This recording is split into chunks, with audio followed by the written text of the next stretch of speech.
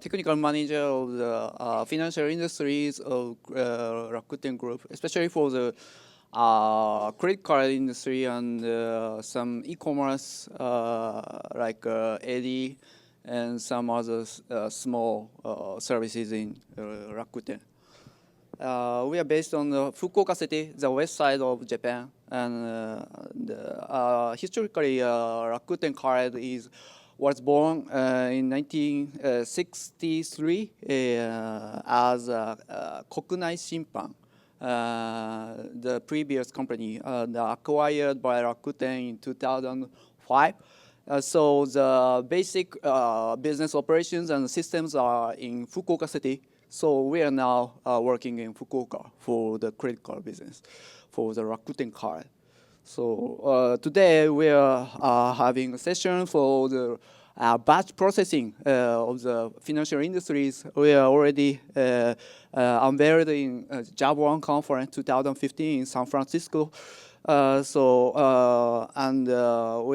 Today we are having more deep dive for the batch processing for today's financial industries batch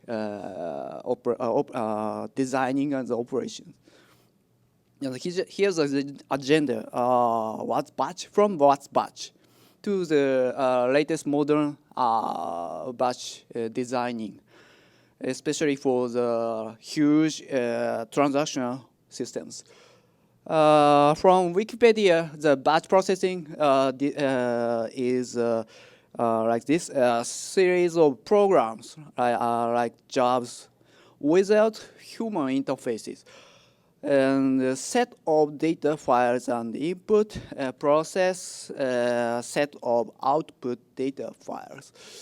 And the batch processing is very different from the normal or real-time processing, like web systems. Batch execution requires from parsec to the weeks or months, very longer time, and also long running, especially for the monthly query or something like required in the financial industry, especially for the financial industries. And batch requires sometimes JavaNet or JavaStream, the chunk or the stream of the operation is required. And for the implementation, we can choose JBatch or the EJB or the PORJO in JavaEE specification. Very different from the real time with JSF, with EJB, and so forth. And here's the details of the batch versus real-time processing. Trigger batch is running with from schedule, like IBM Tivoli, or in Japanese, especially in Japanese, Hitachi JP1, or some very old systems like A-Auto from BSP and so forth.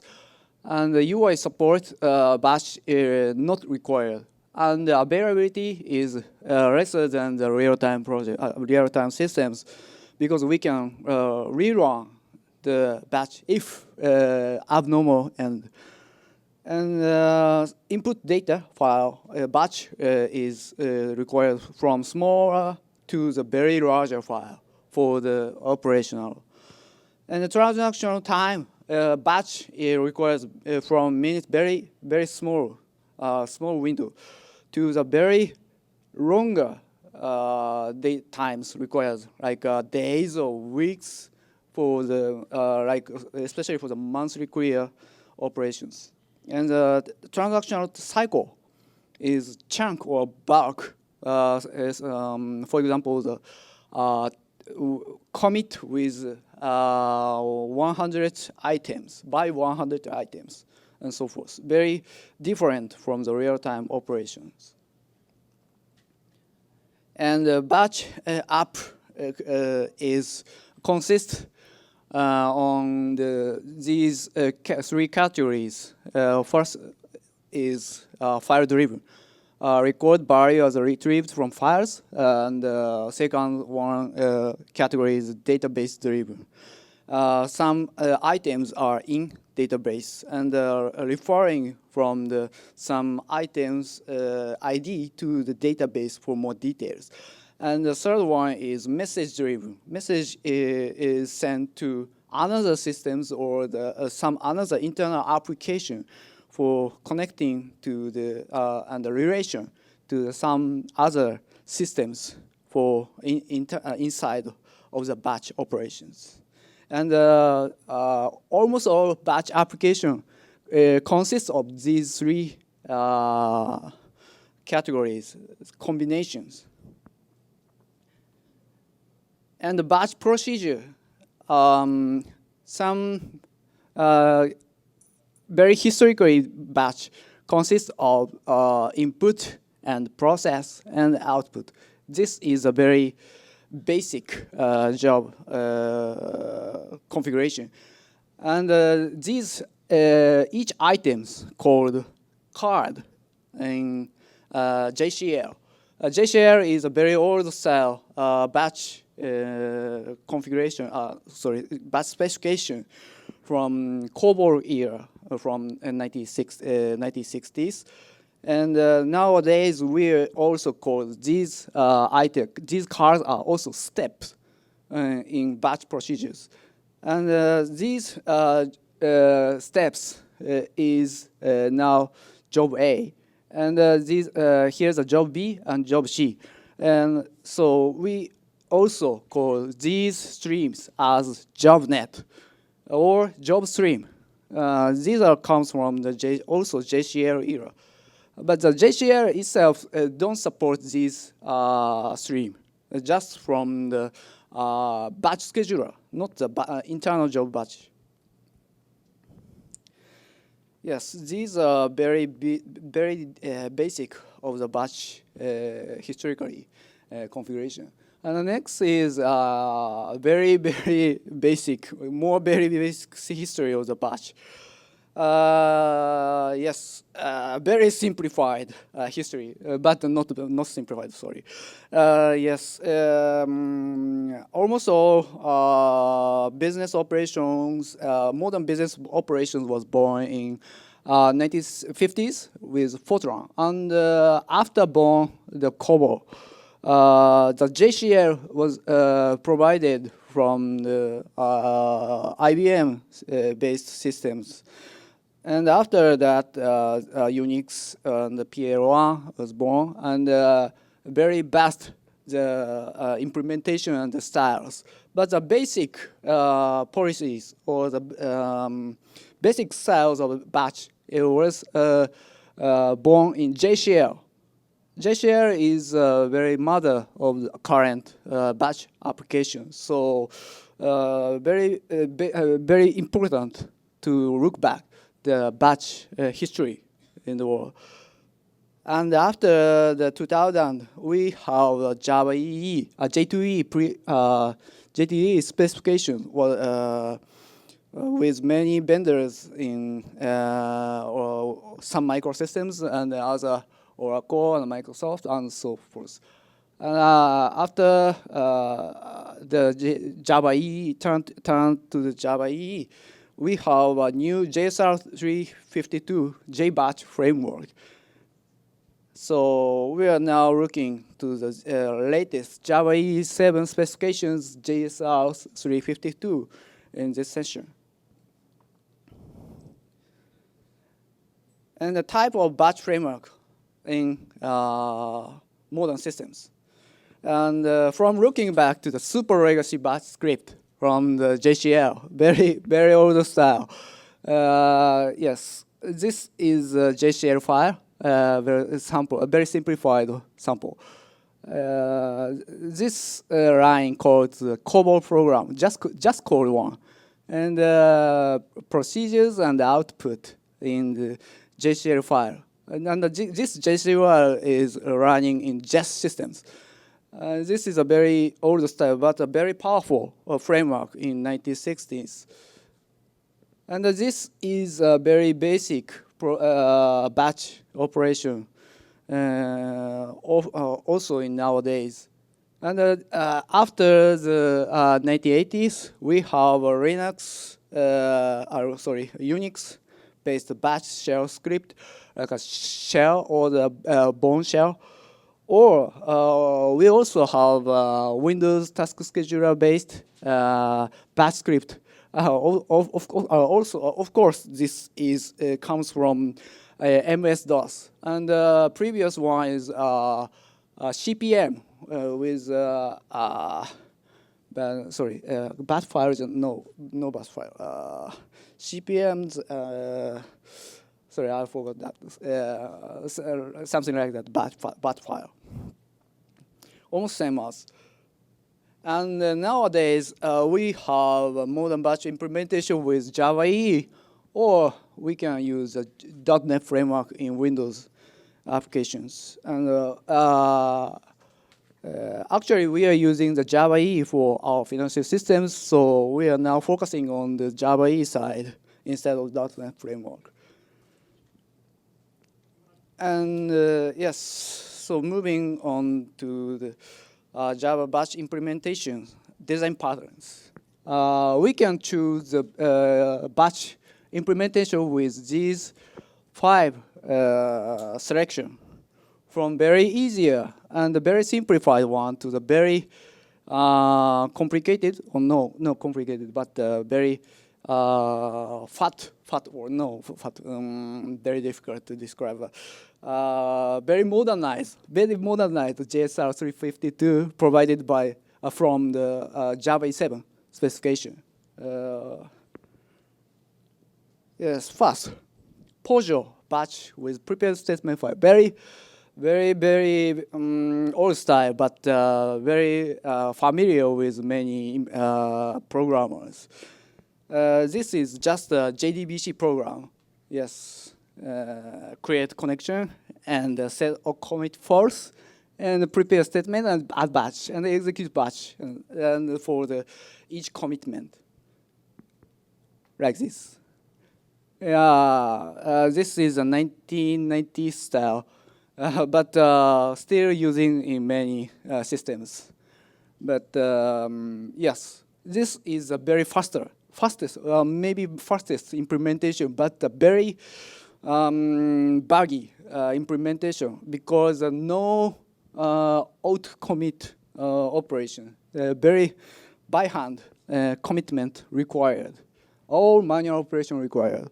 So sometimes very difficult to manage within the very longer time, like 5 years or 10 years, because the implementation is very all manual operations, and very difficult to sometimes very difficult to read and very difficult to manage. So here's the benefit of prepared statement. Don't use the normal statement, just use a statement. This is a very fundamental issue, but yes, a very complicated one. And second selection is custom framework build servlet. Yes, customizability and full control, but very tired to container framework. Sometimes poor transaction management, yes. This implementation style was born in, I believe, the 2000 era. But sometimes very difficult to manage because the basement is also almost same as previous prepared statement style. So we can use nowadays after born the J2EE era from 2000. We can also use a batch using the EJB or the newer style CDI. Which was provided from JavaEE 5. The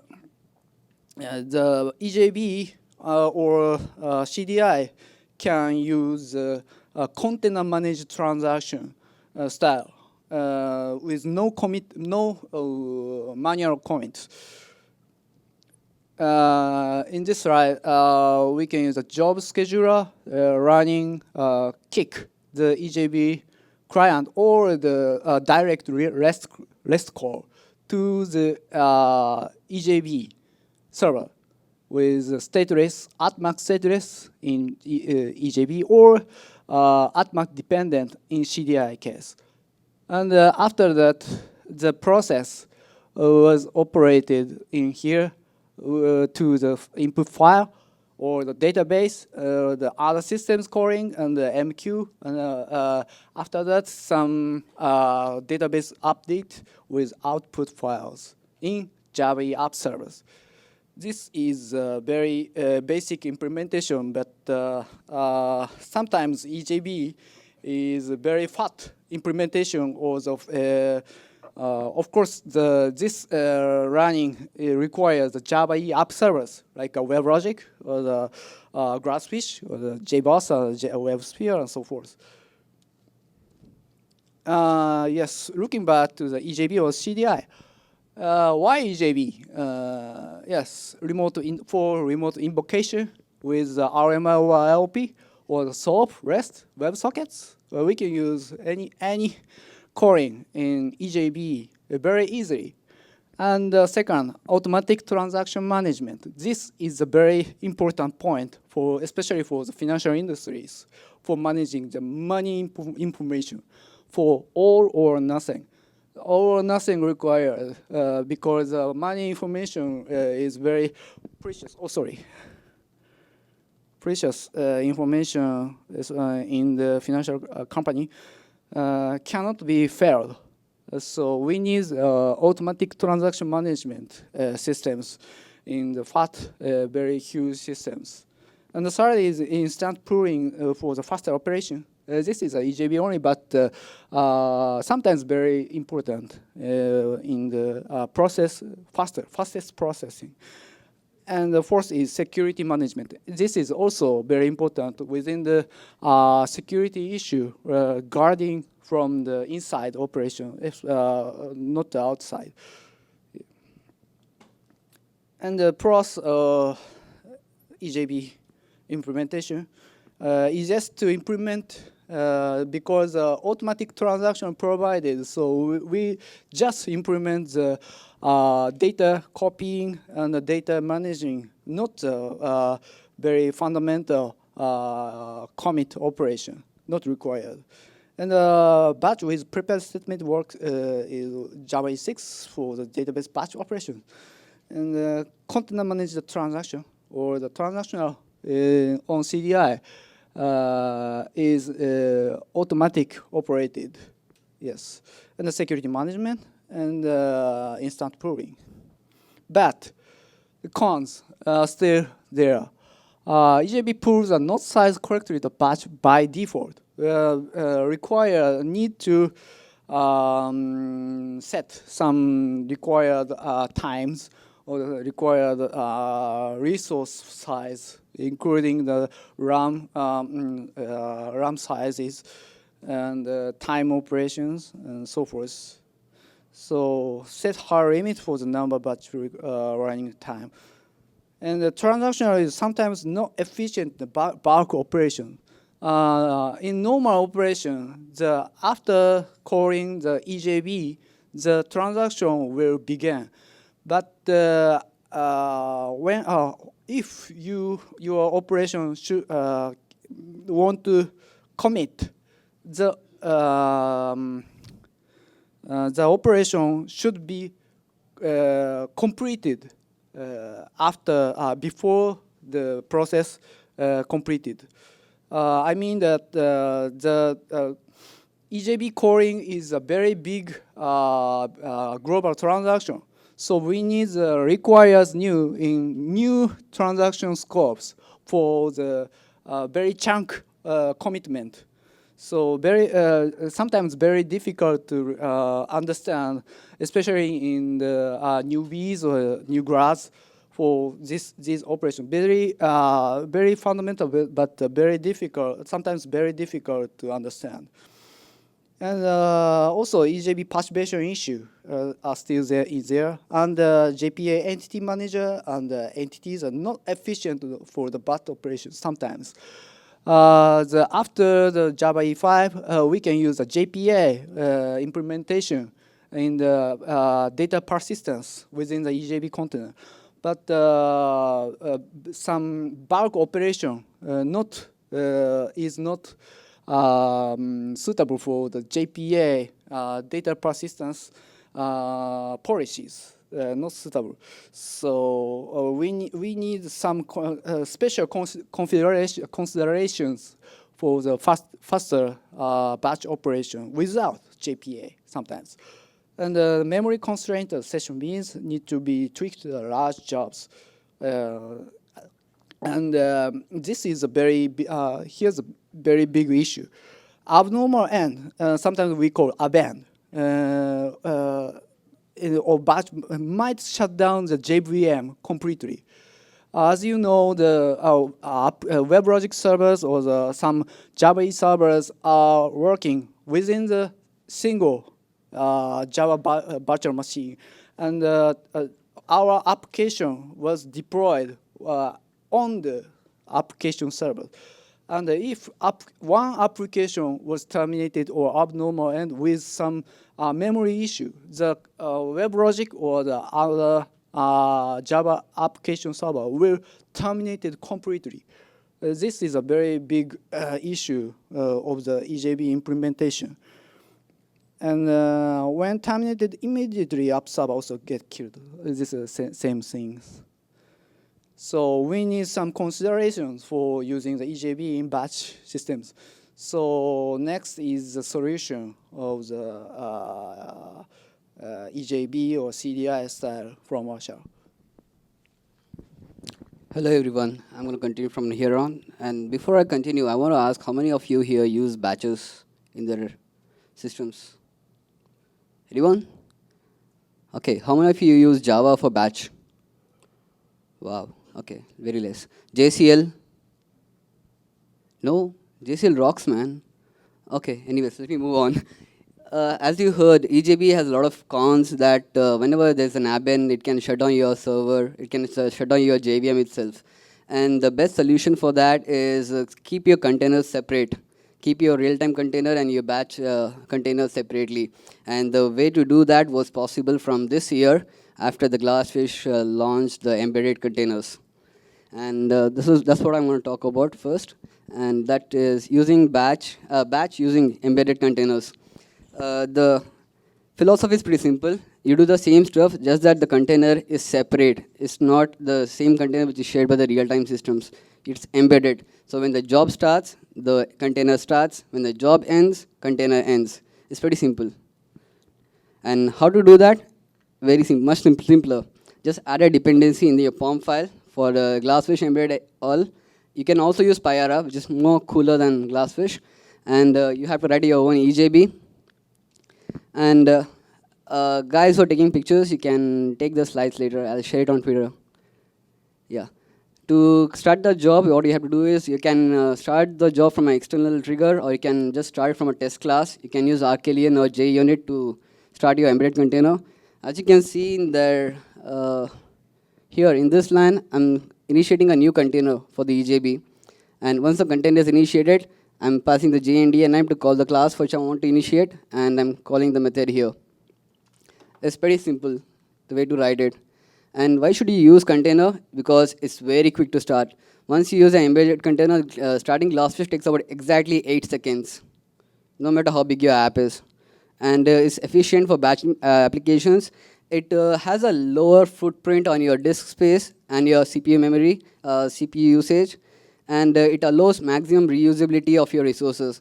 Say you have 100 connection pools, 100 connections in a pool, then you have 100 for real time and 100 for batch. Those two are kept separate.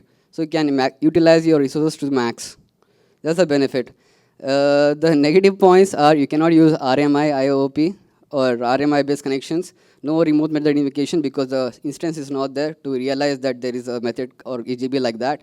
So that's a negative point. You cannot use MDBs or message-driven beans because there's no queue. And this cannot be clustered because it's kind of virtual. That's why we call it as embedded. Next is the latest JSR 352, or people call it as JBatch, after they made a specification for it for JavaEE. It follows a simple philosophy of 3 steps: implement, then orchestrate, or execute. First, implement is tell it what to do. Orchestrate is to monitor it when it's doing it, or operate it when it's doing it, and finally, end the results. The programming model is pretty simple. They call it as chunk or bashlet models. They have 2 types of models. A chunk is one flow where you read the data, you process data, and you write the output.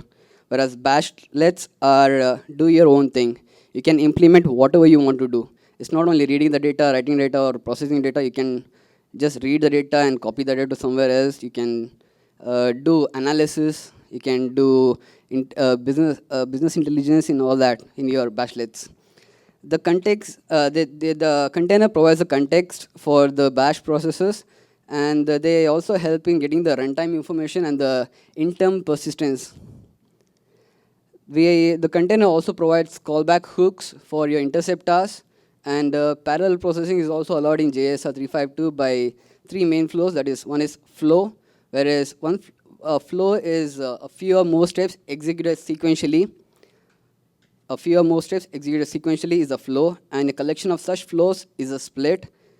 These are 2 ways of implementing parallel processing. And finally, the last part is partitioning, where what you do is you have a batch job. The same job is run in different instances, just that the input to those batch jobs is different. The properties for each run is different. The properties provided is different. So we have different settings file for the same job on some different instances. This is the flow of batch chunks. As you can see in the slide here, first you get a step, and each step has 3 classes: reader, processor, and writer. When the step is executed, first a read is done, and the item is returned to the executor. Then the executor passes that item to the processor.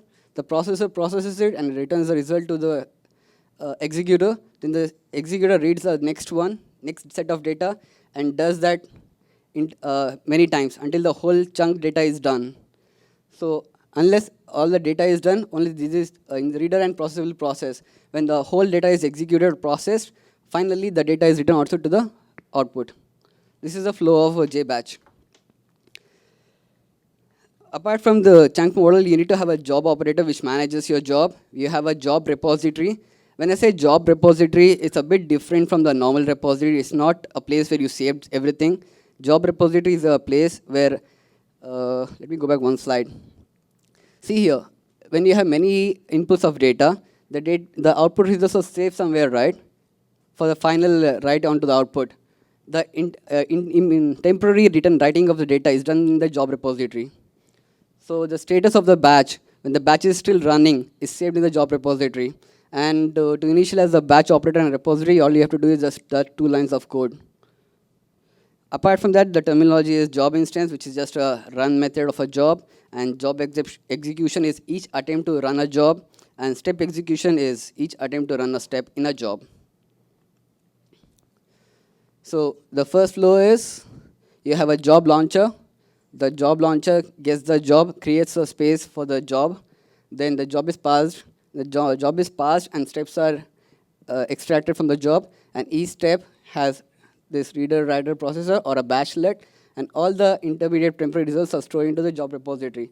So that when the job reruns for the next chunk, it gets its results of the previous job execution from the job repository. And finally, all the result sets are taken from job repository and written into the item writer. To make this easier, to define your job, you can do it in 2 ways, programmatic or by XML.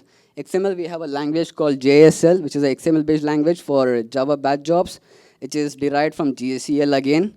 I can show you the similarities of JCL and JSL. Basically, what Iwasaki-san showed before in the COBOL, same thing, exact same thing is done, just that the language is different. You declare a reader, you declare a writer, you declare a processor. Just that the main difference here also is JBatch takes only strings. The input parameter has to be only string. The output is always a string. But in case of JSCL, you can define your own data type. JSR 352 is also supported by Spring Batch. People who are using Spring, I think you made a good choice for Batch, actually, in case of Spring. That's because Spring Batch is a bit more advanced than JBatch because it is well integrated into the system. It is well integrated into the framework.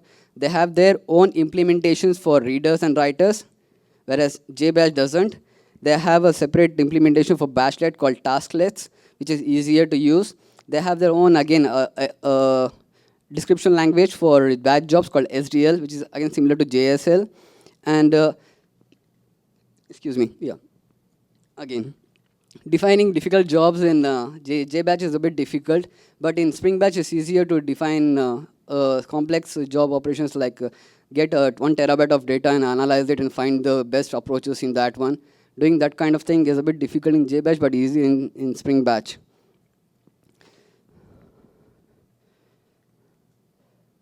The main differences of Spring Batch and JS or JBatch is the dependency injection. Dependency injection in Spring Batch is done by the bean definitions, that is beans.xml, whereas in JBatch, it's optional. You don't have to do it because the container is handling it for you. And in properties, Spring Batch can take any types of property, any data type, any data structure, whereas JBatch takes only strings.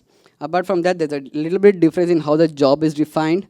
In case of Spring, you have a tasklet, and in that tasklet, you define a chunk, and the chunk commits at every 5 seconds, and the reader class, processor class, and writer class are defined here. In case of JBatch, same thing is written, but in just different tags. Another thing to note about in case when you're talking about batches is Apache Hadoop, because again, it's a batch job. Just that the intention of using Hadoop is different. Normal batches are done to copy the data, but Hadoop is specifically for analyzing the data, not for copying or taking a backup of your data. It's for analysis. Use Hadoop only if you want to analyze your data, not for anything else.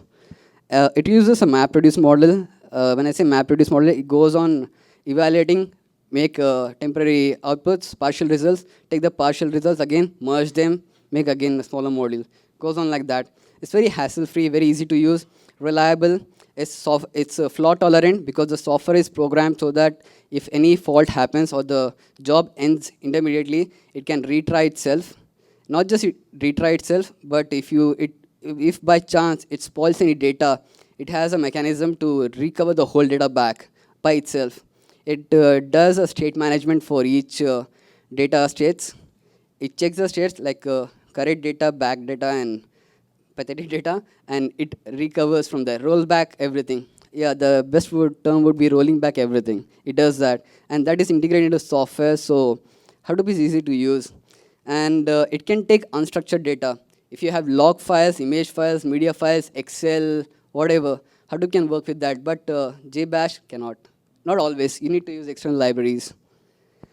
But things to note here when you're using Hadoop is it is usable and it is efficient to use only when the amount of data you have is more than 1 terabyte. If you don't have more than 1 terabyte, don't use it. It's not worth the resource. Second is, it is a procedure-oriented programming language. It's like writing C again. So there's nothing wrong with it, but there's more place for room for mistakes. It's easy to make mistakes with a procedure-oriented language than object-oriented language. And it doesn't have any proper security support. Right now, they say that Hadoop is getting more secure as the days go by. But considering from a perspective of a financial company, I wouldn't use it. I wouldn't use Hadoop in a financial industry because it's not so secure. Anybody can play with it. And if you have multiple data sets, say if your data set itself is distributed, it's difficult to work with that in case of Hadoop. There's no cluster management. There's one ironic thing in Hadoop is that you have multiple slave nodes, and all these slave nodes are monitored by a single master. The main point of scalability in case of Hadoop is they say is you can add as many nodes you want to slaves, right? But the irony here is the master is only one master. There's a limit for how many slaves the master can control. So when they say it's really scalable, it's not really that scalable. There is an upper limit. So be careful with that. Next is the best practices which we personally follow and we recommend everybody to follow are these. First of all, whenever you're thinking about your batch implementations, these are the key points you should worry about. Concentrate on business logic. Make it simple, clear. Don't complicate it. If you have to implement a complex method, break it down to many classes or many jobs. Break down the jobs. Keep it atomic and simple. Next is always use transaction management so that the data is proper. Maintain the data integrity by implementing transaction management. Whenever there's an exception, don't ignore it. Handle all the exceptions properly, even if it's a null pointer or anything. Especially in case of batch. If a batch goes wrong and exception comes out, it can kill your whole server down for a few minutes. So be careful with the exception handling. Whenever you're dealing with files, when you're writing a batch job for file processing or something, make sure you limit the number of resources for file opening and closing. Make sure you have limited number of handlers for file. Don't take too much file handlers or too less. You have to kind of try and error from thing for choosing the right amount of resources you want to have. It depends on each implementation again.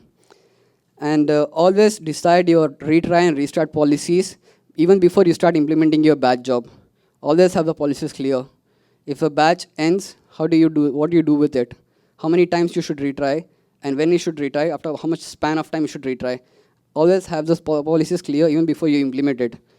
And keep an eye on the memory consumed by each job, because if a job keeps on piling up and taking up all the memory available, it can shut down your server again because of out of memory exception. And limit the number of processes a batch job can use. If you are working with parallel processing, limit to according to your performance needs. Sorry. Okay. Where did it go? Yeah, some of other tips is always pull in batches. Basically, if you're using JavaEE, then it is done by a container itself. But if you're not using JavaEE, do it by yourself. Configure your batch properly so that all the resources used by the batch are pulled, so that it takes it, releases it immediately. Make your processes thread safe and stateless. You don't use stateful in batches because it might work initially, but in a long span, you're gonna face and get bitten by it. Always have a throttling policies on queues. When I say throttling policies on queues, it means that there's a producer and consumer, right? Keep an optimum ratio between how many objects a producer produces and how many objects a consumer consumes at a single point of time. Say if a producer produces 100 jobs and the consumer cannot take all the 100, then it's just piling up and it might eventually shut down your server again. So always have a throttling policy there for your number of items the producer produces and the consumer consumes. Make sure it's 1:1 or at least 2:1. 2 jobs produced by the producer and at least 1 is taken by the consumer. That is still safe. And whenever you have intermediate results, don't save them in memory. In-memory is very risky. If the in-memory piles up and all the memory is consumed, your job won't run. It just abruptly stops without any error in the logs. So be careful with that. Next is, I had a small demo which I can show it to you, but before then, I want to take your questions if you have any. Any questions? Well, okay, no. Do we have time for the demo? Yes, we have 6 minutes. 6 minutes. Let me try.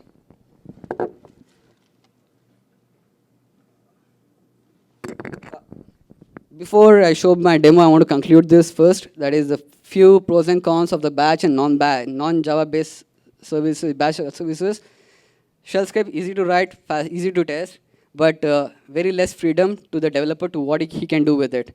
Java, easy to write. We have a vast number of ways you can do, and you can accurately handle your errors. It's independent of platforms, and you have containers who can give you security and transaction management. And the only problem in case of Java-based things is they take a bit more time to write, and you have to test them thoroughly before you start using them on production. Okay? And meanwhile, I'll prepare my demo.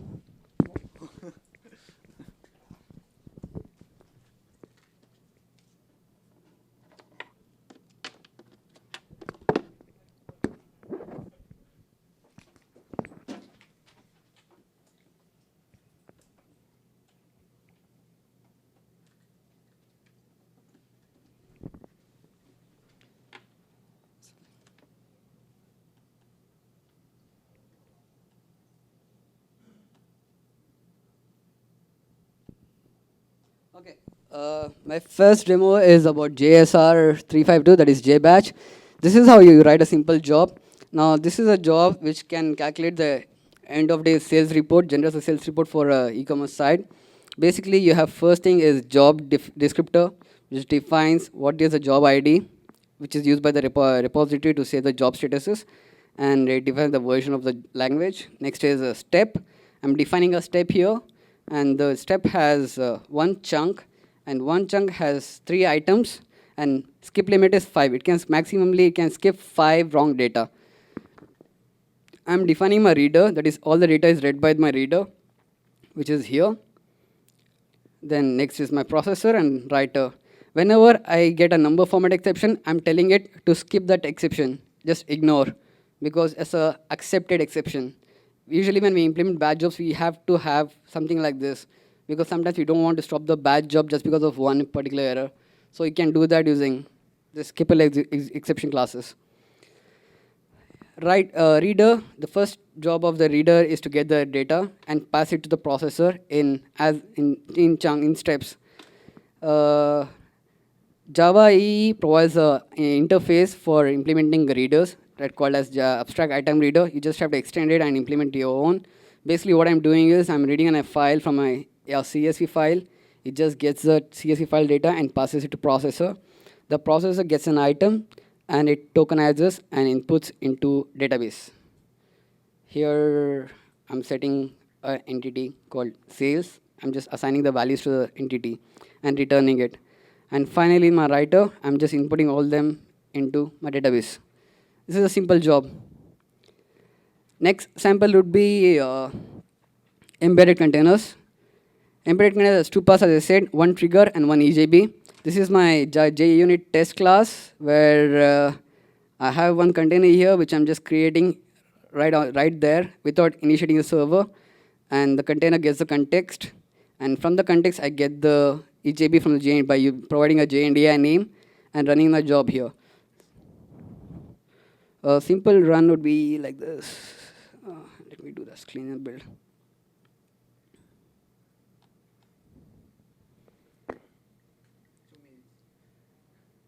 Okay, the batch did run over here. Any questions? Last 2 minutes left.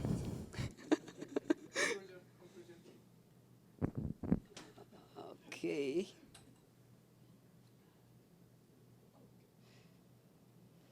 Okay. Finally, the conclusion is pros and cons of all the things which we explained today. And you can see the slides on our Twitter. We'll be sharing it very soon. If you have any questions which you don't want to ask right now, you can text us later, or you can ask us when we're here. And final announcement is we are hiring for financial services department. I personally work in Fukuoka, and I love the city. I'm ready to give up any job to stay in Fukuoka. That's how much I love that city. And well, Tokyo also, yeah. We are hiring for both Fukuoka and Tokyo, but if you're interested, please contact us. And you can send a mail to that Rakuten career, and they'll follow up with you. For the friends who are watching from Fukuoka, hi. Fukuoka kara sekai o empower shimashou.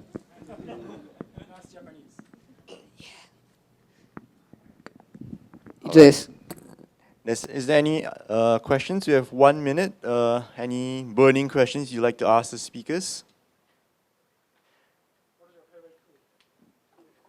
He asked, what's my favorite food in Fukuoka? My favorite food in Fukuoka is motsunabe. I love ramen. I can die for ramen anytime. I can go for ramen.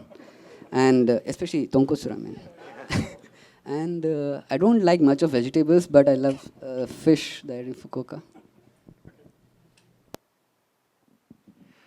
All right, if there's no additional questions, could we have a round of applause for our speakers?